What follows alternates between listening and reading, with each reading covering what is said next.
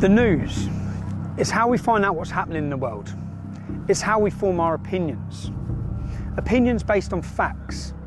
That's the key. Facts. Facts should be delivered to you by journalists based on the truth. But what if what they're delivering you isn't the truth?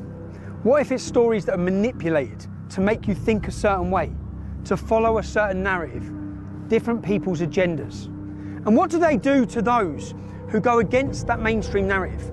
Those who try to expose the truth. This is a documentary about the lengths they will go to shut down and silence anyone from bringing you, the British public, the truth.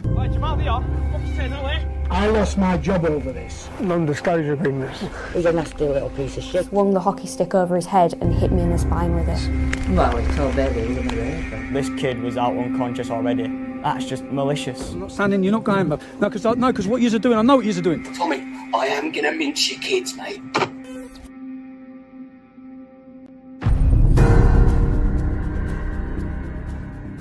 This is a documentary about the unholy alliance between the media, the justice system, and our politicians. How they conspire to suppress free speech, how they pervert democracy, and how the truth and your freedoms are just two of the casualties. We will show how the mainstream media deceives people, how they ignore the truth, how the lies of the virtue signalling BBC, ITV and Channel 4 are all about their poisonous agenda, no matter the cost to innocent people.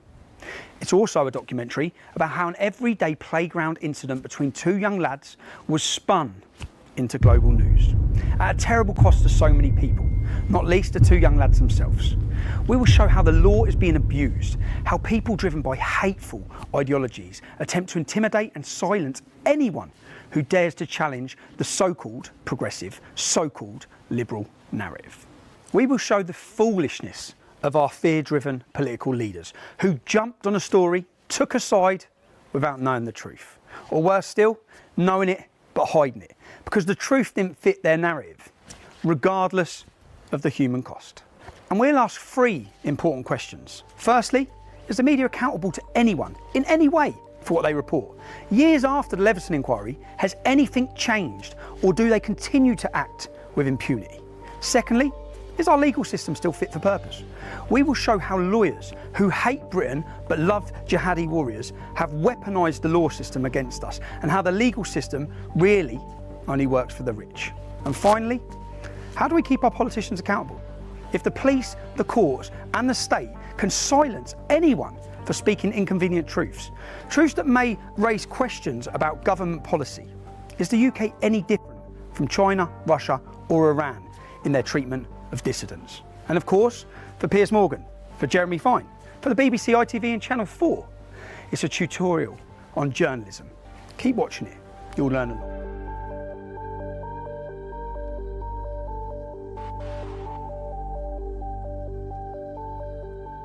Our story appears to start and end in a brief playground incident at Almondbury Community School in Huddersfield. A playground scuffle.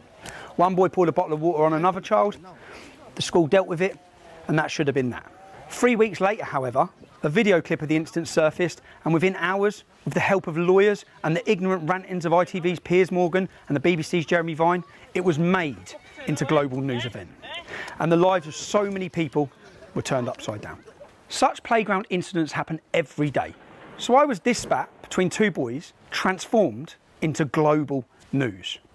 Well, one of the boys was white, and the other a Syrian refugee. At which point the truth of the matter was buried beneath an avalanche of agendas and opportunism. Within hours, the Race Hate Brigade was sharpening their blades. Clearly, when somebody comes from Syria, fleeing Assad's regime, coming to a place like this, when they get treated that way, that's an issue. And the whole world is looking at us. Where are we? We're in Almondbury. Do I say the scene of the incident? Is it a scene in the incident? It's the scene of the Great Lie. I call it the Great Lie because this lie was pushed around the globe. Yeah? This here is the school where the world was told a Syrian refugee was waterboarded by a racist English bully. It was in a playing field here, and do you know what? This is the first time I've been here. Because when this blew up on the news, it's a child's school. Kids are in school. I didn't come outside here. You'd see the scenes outside here where the imam was here with mobs of men, yeah? Mobs of Muslim men. Extremists travelled up from London, such as Ali Dawah, to cause a scene outside this kids' school. Anyway, but I'm here. Why am I here? I'm here because I face a court case. I'm being prosecuted. It's gone to the High Court, and I have to prove. I made a video stating that it was a lie, stating that Jamal wasn't innocent, and telling some facts about Jamal beating up girls, an instance that I'd been warned about by the members of this community to tell the truth about what happened at this school. I've got to prove it in court, so I've come to Huddersfield. I'm now going to knock. I need to find witnesses. I've got addresses for many. I need to knock and talk to them and see who I can get to come to court to help me prove to you, the public. This is about as much as proving in court as proving to you, the British public, that I was the only journalist in the country who told the truth about what happened in this community. The story you were told. You were told that a vulnerable Syrian child refugee had been bullied and waterboarded by a nasty white boy. You were told it was a racist attack. You were told of the dangers of far-right extremism. You were invited to agree that this kind of intolerance could not be tolerated. Was he vulnerable? Was it a racist attack? Our evidence shows the answers to both these questions was no. Was the Syrian lad waterboarded? Why was this word used? What about this? Was that waterboarding? Take a look at this.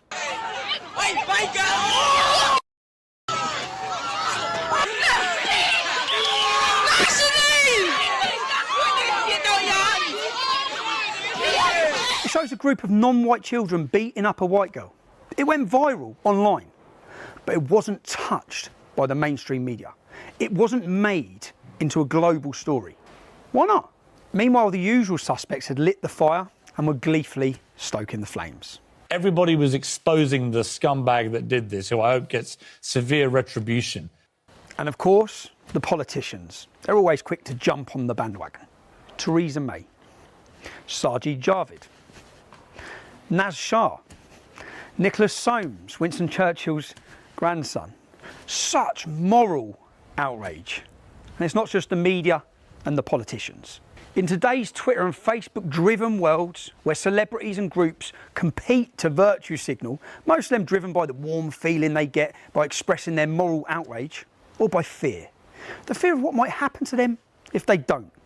Everyone who's anyone pumped the Bailey Jamal story. Boxers, Lennox Lewis, Huddersfield Football Club, celebrities from across the globe. Let's have a look at all of the celebrities and blue tick brigade who pumped the Jamal story. And here are some of the people who pumped the story you watched earlier of the white girl getting beaten up. Sadly, whether it's politicians, celebrities or other groups, none of them are wise enough or pause long enough to ask whether they have the whole story, to check the facts, to find the truth. But why let the truth get in the way of such a good story?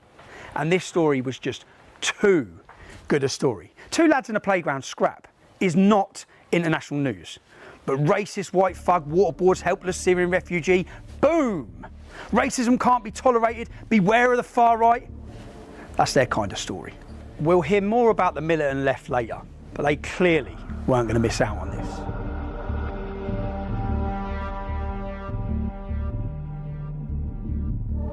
Well, representing might be too harsh a word, but I'm here as a concerned citizen. Mohammed Amin Pandor, a mufti on a mission. He rushed to Almondbury from his mosque in Batley, a town at the far end of the district. In fact, there's 40 mosques closer to this school. But perhaps Mufti Pandor had his own agenda. You see, his little brother, Councillor Shabir Pandor, is the leader of Kirklees Council in Huddersfield, and they were having some pretty bad news days at that time. By the way, Mufti Pandor, he's the same guy who ordered the Islamic mob to come to the school in Batley and demand the sacking of the RE teacher who showed a cartoon of Muhammad in a discussion about free speech. Look at what we do as a community and you'll understand our stance. So what has happened is totally unacceptable. Yeah? And we have made sure that the school understands that. The teacher has been suspended. The teacher has been suspended.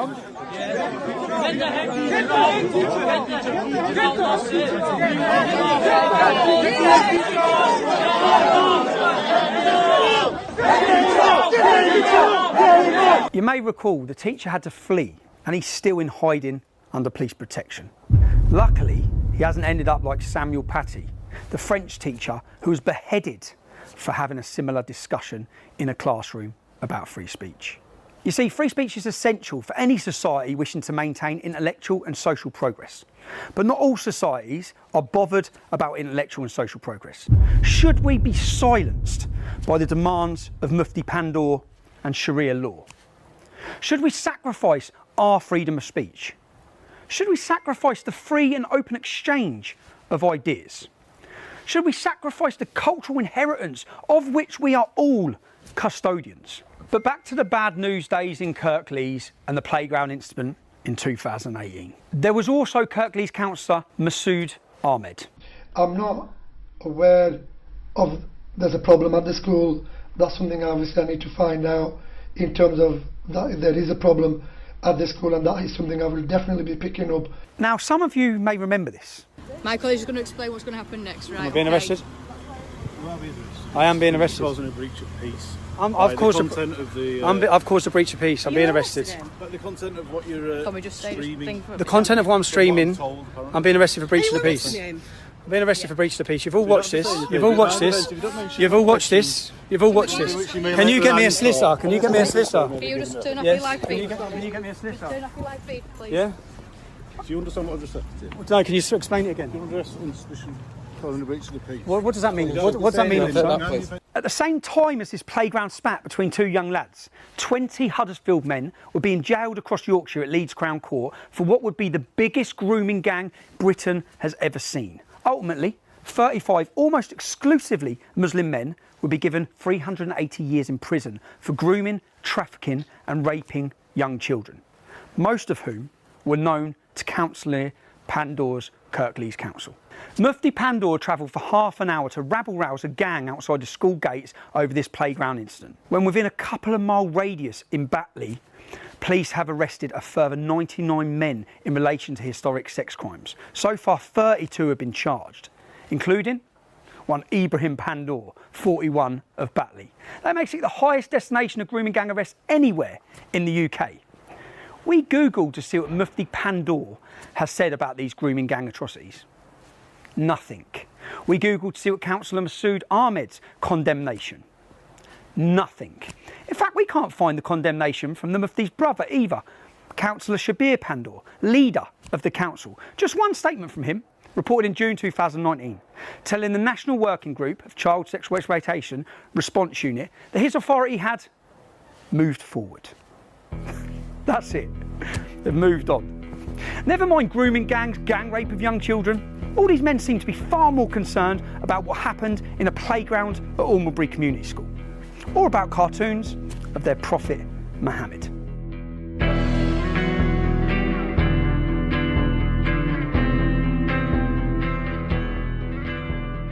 I think I now realise how difficult this is going to be, because everyone we've spoke to today, they're all confirming what I said was true.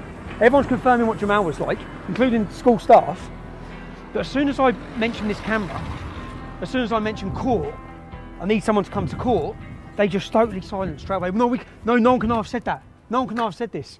You jump in, it's raining. But I'm realising how difficult it's going to be, but I have got an idea for that now, after today. So, but first stop McDonald's, yeah? Let's go to McDonald's because I'm starving. It's been a long day. Yeah, I see you on YouTube. Yeah. See you. Smaller in real life, isn't it? Nice to see you, man. Nice to meet you, bro. Shall I offer you a drink? No, I'm fine, thank you. Cheers, though. Sure. Yeah, thanks, man. Very nice to see you. No, thank you, bro. Hello. Steve, how are you, mate? It's Tommy. I'm good, mate. Bro, mate, have you still got all those hidden cameras? Yeah, of course I have, yeah. Could I borrow them? Yeah, but when I say borrow them, can I borrow? I'm going to need to take them for weeks because I've got so much to do. It's a long story. I'll explain when I see you. But I'm in a bit of a situation. I need some hidden cameras. This is not a problem. I'll put some kit together for you. That's it. So that's the idea. The idea is, I've got a friend there, Secret Steve, who has all sorts of cameras. Yeah, he's a private investigator. I need to show the public everything that I've heard today. I need the public to hear and know the truth. I need them to know how much they've been lied to by the media about what happened in this town. And the only way, unfortunately, the only way I'm going to be able to do that is with hidden cameras. Because today, I've heard the truth, but I need every one of you to know the truth. And everyone's too scared. That's why I said Project Fear. Everyone is too scared to speak the truth or to come to court. So I'm going to end up getting hammered in court. The whole world told I've lied when I haven't. I was the only journalist in the UK who told the truth. So we need to prove it. So we'll shoot down the motorway now. We'll go get these hidden cameras. These are all, so this is a tie. There's the camera in that. That's the camera. Mad, isn't it? It's the camera there. You've got everything here. Cameras, glasses. I don't wear glasses, so that's going to be awkward. That's the bottom of a coffee cup. So you put that on the bottom of the coffee cup. I feel like James Bond.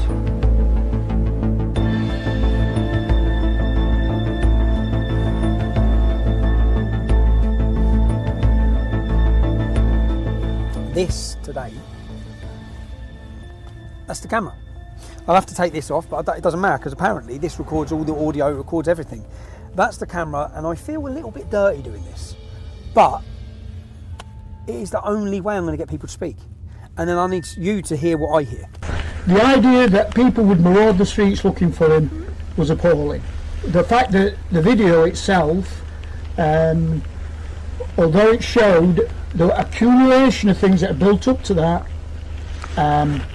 did not deserve what happened to him or to anybody else in that situation. And I'm afraid the media, I call it a perfect storm. I was getting emails from Pakistan, from Australia, from America telling me to resign. So it went worldwide, and I'm afraid I came into teaching to help poor people, and they got rid of me.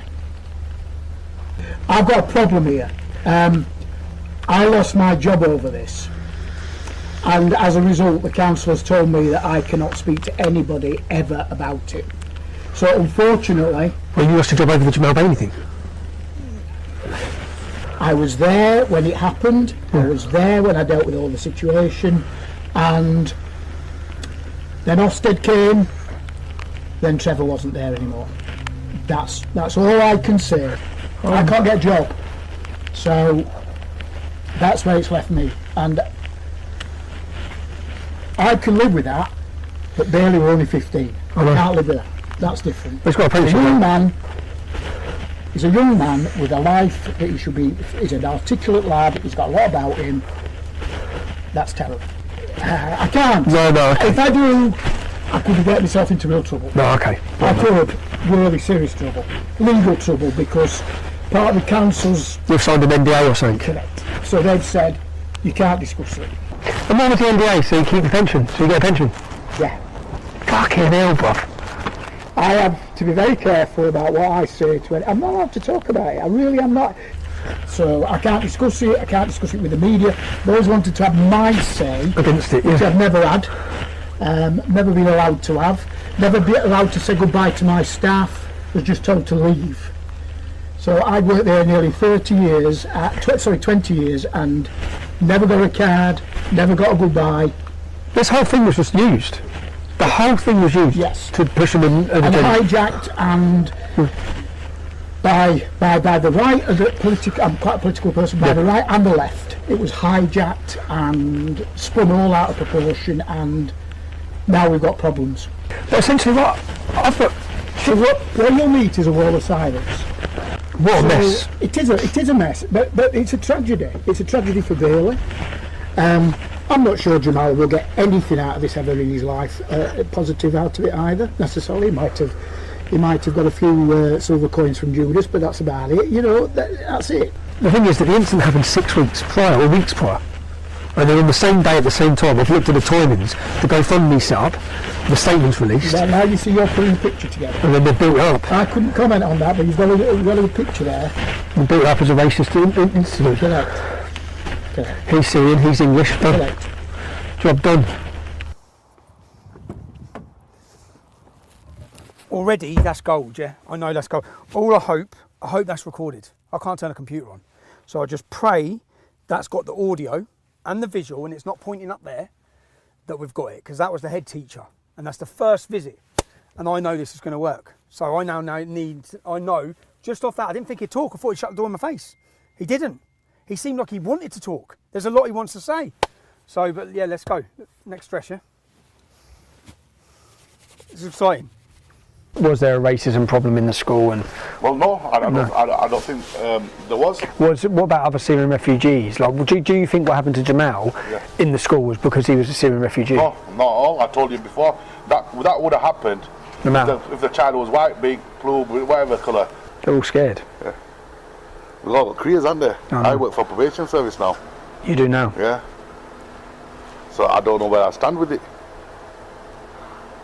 If I go, I could lose my job. What about if... No, and I wouldn't... Do you understand what I'm saying? I get it, bro. I work for probation service now. You see, if I didn't work for... You see, if you were summoned... If I didn't work for the fucking public sector no more, I'd say, they can go fuck themselves, they can't. You know what I mean? So they seem to be pretty keen on these NDAs? Yeah. Who is that? Kirklees Council. But I can't disclose that with you. Like what? Loads. I'm saying I can't disclose it because I signed it. That incident was talked about by Theresa May at a G20 summit. Somebody asked her a question about it. We were then Ofsteded by 5 of the top inspectors in the country. But only send 1 registered inspector. We had the head of safeguarding. I had Amanda Spielman, the head of Ofsted, speaking to me about it. If you want my honest opinion, they said, get up there, I don't know who they is, get up there and shut that school. Get up there and get rid of this. Get rid of the problem, over the Bailey. Correct. Over Jamal. Correct. Get up there and get rid of it. But why do you think that is? Like, do you think, because I looked at Jamal, because he came here 2 years ago, I've got so many negative things said about him now by so many people. Like, I mean so many.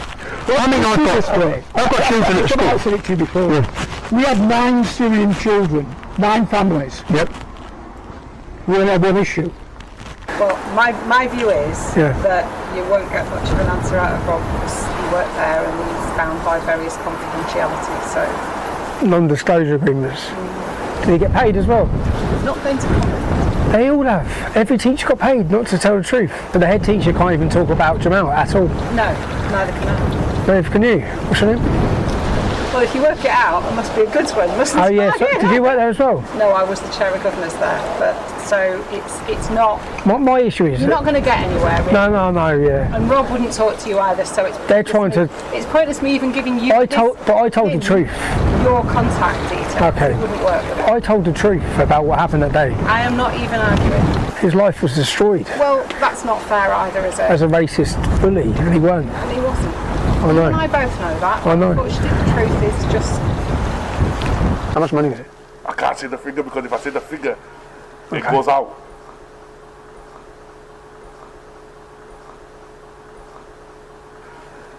Because, mate, 18. 18. I've just found out. Well, the head teacher's told us already that he was blackmailed and threatened. I've just found out of Kumar. He was paid £18,000. Paid. He said, I can't say. Shh. I signed. I was paid. I said, paid what? He was paid money by the local council, so he can't tell the truth about what's gone on in that school. They've given everyone non-disclosure agreements, from school staff to governors, and Paul Kumar to get £18,000. He's not even involved. If you live here, if you live in this area, your tax money, he's got 18 grand. What must the head teacher have got? He must have got 6 figures.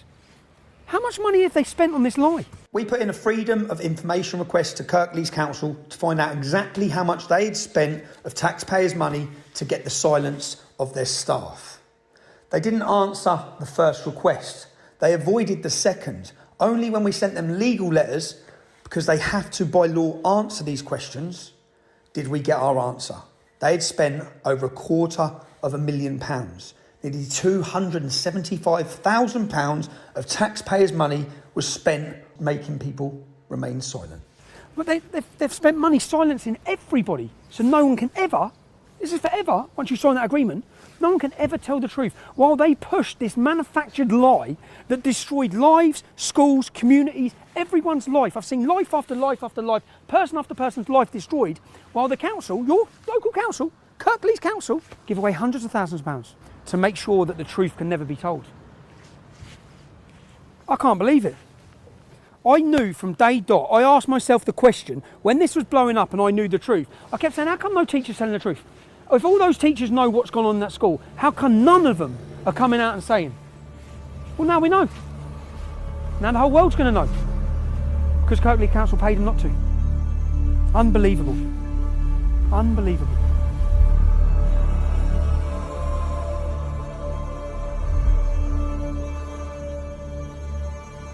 Jamal was in your year? Yeah, he was in the same year as me. What was Jamal's attitude like at school? He wasn't very nice. He called female teachers bitches. He just didn't really have respect for the female students, to be honest.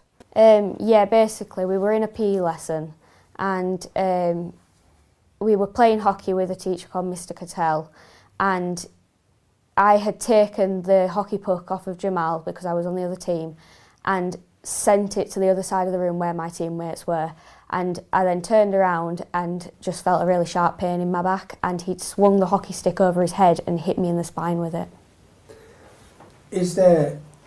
Do you think there's any way that could have been an accident?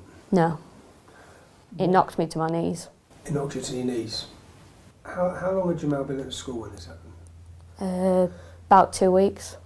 I've had lasting injuries from it. It's caused me to have severe pain in the top of my back, and I'm on medication for the pain. Still now? Yeah. Did Jamal get in trouble for this? Not that I'm aware of.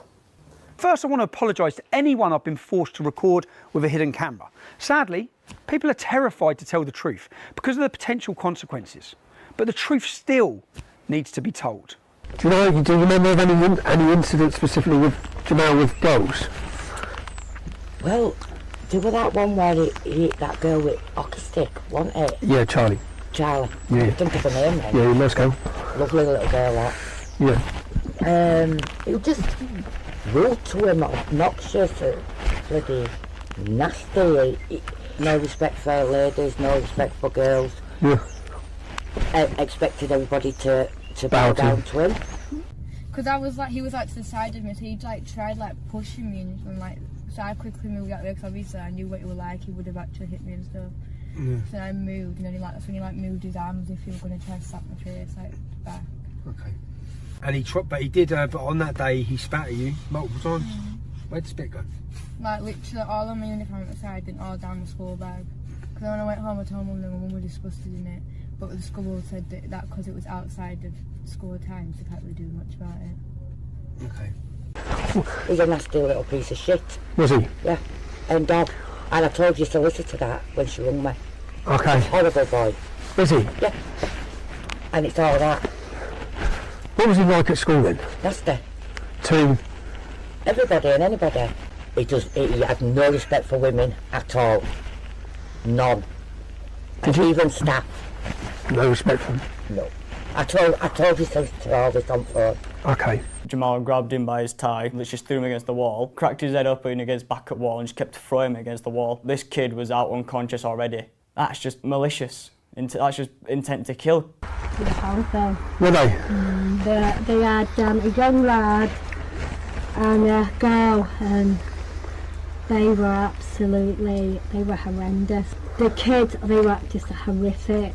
The couple of kids that they had, they used to bully the kids. What, Jamal? Yeah.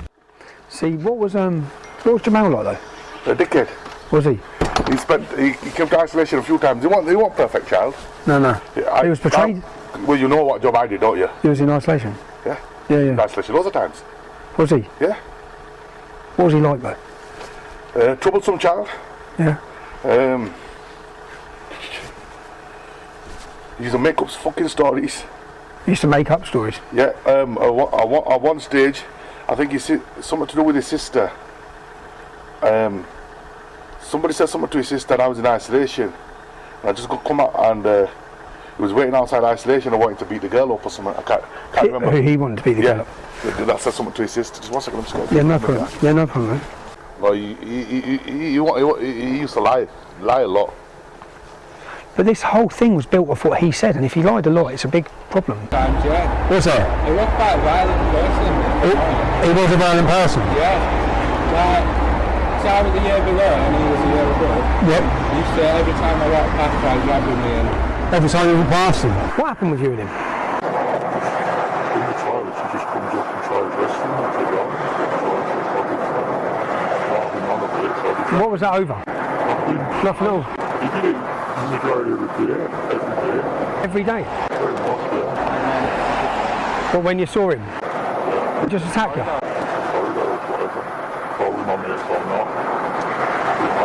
Was he like that with lots of kids? Not really, no. Just certain kids? Yeah, I wouldn't say I'm exactly the strongest person. So he thought he could? No. Well, he just randomly attacked you? Yeah. Anytime. What about, your mum said something about he put something in between his hands? Oh yeah, it was a compass. I remembered it yesterday, just as you went. It was a compass. It got a compass and he was going around like... When he got to me, he went proper hard into me, made me bleed and everything. And I think it was Miss Ennis that proper gave him a telling off. Okay. You know, you said, so say like that incident there, you said some girl said something to Jamal's sister and he waited outside to beat her up. Well, there are testimonies from several children who alleged they were being bullied by him. Younger children, little girls, mostly girls. Is Jamal the innocent victim you've been told? I gathered these testimonies over just a few hours filming in Huddersfield. I could have carried on. Yeah, I was waiting outside isolation to beat the girl up. And about the lies? Yeah, I'd say about Jamal, he used to tell fibs. Several times he got investigated. And it just fucking turned out to be fucking lies. The fact he always lied is a big point. The fact that you know that the police, the school investigated incidents where he said things happened and they turned out to be made up. Yeah, they were fibs. They couldn't have happened. It couldn't happen because of I think there was one. The child wasn't even in school that he accused. I can remember. Oh my God. Yeah. Oh my God. I'm sure he accused us another guy called Jaden. I can't remember his last name. Called what? Jaden. Jaden. He accused Jaden of something. And when me and Miss Ennis investigated, it was fucking bollocks. Not very likeable, really. No. You know, about what he was going to do to sisters and what have you. To Bailey? To Bailey and to others. Oh, and to others. But not a very nice boy. When you say what was he going to do to the sisters? Well, he told Bailey he was going to rape them. Told Bailey's going to rape his sister? Oh no, and I've tried to argue that it was in the public's interest for them to know the truth about Jamal. And they was just retaliating. Yeah. You know, which most people do if somebody threatens their sisters. Yeah. But Jamal seems like every kid I've spoke to that he attacked was younger. Yeah. Bully. Who, Jamal? Yeah. Yeah, that's what I'm finding out. Yeah. That's what I remember. He said he was going to stab him, so I think it was science or something. Yeah. If I remember. He said, yeah, so he goes to come and then, what are you saying now? Because that thing of him getting caught with a knife in school, it's like, what? Caught with a knife and a screwdriver? Yeah. Bailey gets expelled for pouring a bottle of water? Yeah. What the fuck? Surely he gets... Have you got a statement on that? No, because there's things missing. But I've got his dad mention it in the minutes of a meeting. His dad mentions it in a meeting with the school. His dad mentions about them catching him with a knife and a screwdriver. His dad brought it up. I've got it in black and white. Yeah, so you've got a good case there. I've got it. Yeah, he got caught with a knife. They can't deny it. You see, the truth was there for the media. It was there for celebrities and politicians to see. They could have told you the truth at the time, before some of you gave over £160,000 of your money to the poor victim, Jamal. Well, not so poor anymore. But none of this was true. A key part of this case is that I reported what I was told. Before my involvement in this story, a mother went online and said her daughter had been attacked by Jamal. I contacted that mother. She sent me images of her daughter. She said her little daughter was beaten by 3 Muslim girls and that Jamal jumped in and bit her daughter on the head. She sent me the images of the bite marks on her daughter's head. I said, can I speak to you? Can I interview you? I rang the mother, but the child was too scared to talk to me. She's scared. Oh no, everyone's scared. A girl went online and said that she had been attacked by Jamal. Both of these victims deleted their comments. Why? Both of these victims had gone online and reported this before my involvement at all in this case. I simply reported what they were saying. We revisited the mother's house to try and get confirmation as to why she backtracked on the story she had put out and the story she had told me. I don't care if you're driving, Tommy Robinson's there. Tell her not to worry, don't worry. He said don't worry. Yeah. So when you put online about Jamal, what happened? Like, what did you what happened? What was the response to that? What do you mean? I mean, did you receive any? Did I receive threats? Yeah, I did. What sort of threats? Rape, all sorts, Tommy, all sorts. And I'm just, because what I'm trying to understand is that, and is that, because what I've looked at, and then, because Jamal's solicitors are using a statement that you made saying that Jamal had nothing to do with it, but was that, I'm asking, was that in response to the threats you received? Yeah. It was, okay. Liar. He was just a liar. Jamal telling fibs all the time. Several times investigated, found out that he was talking fucking shit. I don't think the whole. But then I read Jamal reading what was blatantly a prepared statement on the news. I don't feel safe at school. Sometimes I say to my dad, I don't want to go to school anymore. I was just crying, and I didn't do nothing because I respect the school rules. Yeah, he used to break rules all the time. Yeah, he used to lie. He used to lie a lot. He lied several times. He lied several times. I caught him several times lying. He's suing me for defamation for what I've said about him, and I'm finding out after teacher after teacher after teacher, he's far worse than what I said. Far worse. I mean, like, far worse.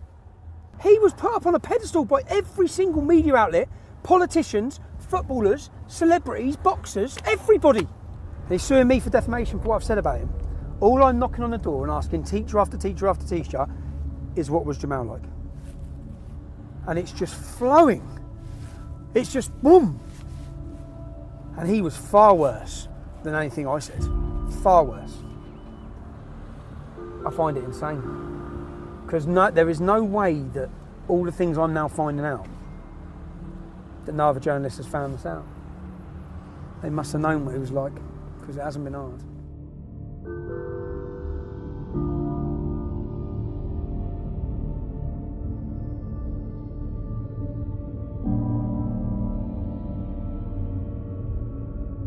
But how they portrayed Paul Bailey was disgusting.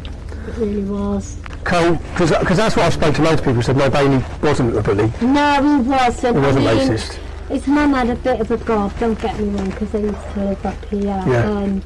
Bailey wasn't like that at all. He had two half-caste sisters, so how could he have been bad, you know? But Bailey wasn't racist, that far from it. Yeah. He wasn't he wasn't a bully, he was a good lad. Oh no. See him along there and he'd always say, oh yeah, no, she was right, you know. But even doing... Because he got portrayed, the way the media portrayed it was that Bailey was a horrible racist kid and that Jamal was an innocent little refugee. He wasn't. That far from it. So you were told Bailey was a bully and he was a racist. He wasn't a saint in school.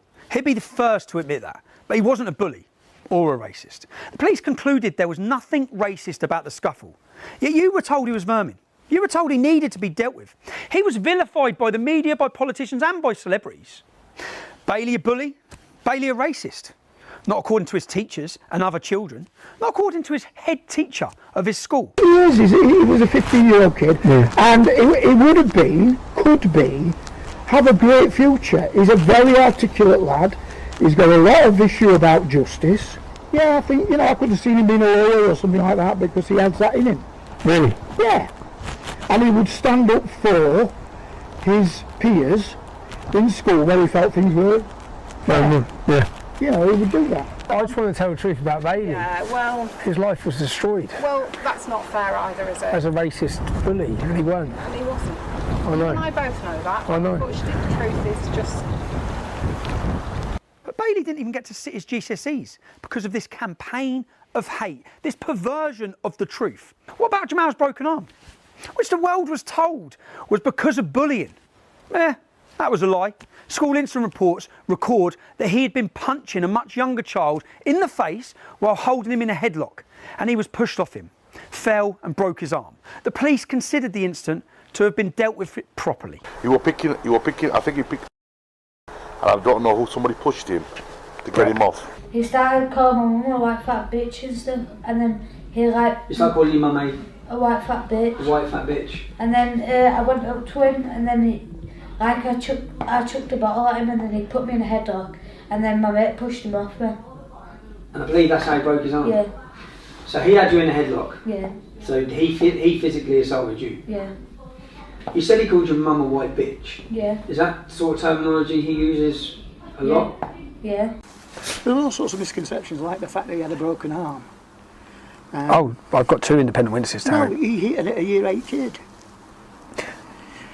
And another kid in year 11 stepped in and said, "What are you doing?" Pushed him over. Broke his arm. Who he had in the headlock? It must have been just start of year 11, put this kid in a headlock. One of my friends wasn't having it, didn't like how he was behaving, grabbed him and just threw him off him. Like anyone do break up a fight, they just like throw him off him, but this wasn't a fight. This was an all-out brawl, one-sided, completely one-sided, because this kid had no match against Jamal. Just threw him off him and it landed on a curb. How big was the kid? Jamal was in year 11? Yeah, half the size of Jamal easily. Okay. You know, no, he was 12 and Jamal was 15. But it was like kind of like half size-ish, kind of like up to shoulders kind of thing. Yeah. But he still had no match against him. And my friend just grabbed him, threw him off him, and he landed on a curb. And that was about it.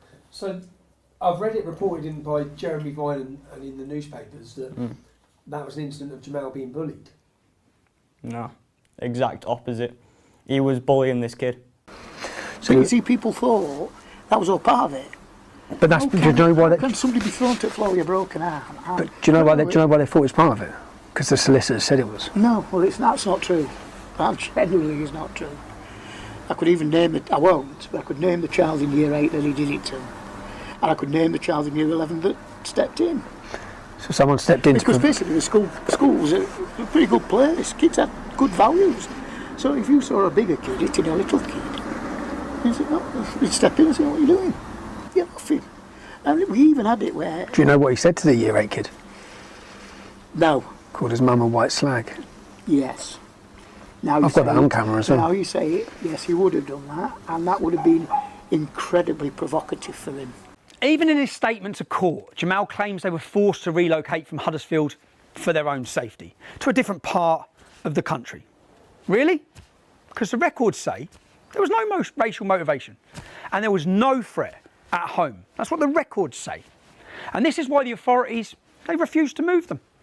And while all this was going on, records also show that his dad, Jihad, his dad's name is Jihad, he'd threatened to kill himself if the rest of his family weren't brought in from Syria. It's not surprising that some authorities expressed concerns that Jihad Hijazi was trying to manipulate the system to get what he wanted, including better housing. You were not told the truth, the whole truth and nothing but the truth. You weren't told anything approaching the truth by the mainstream media.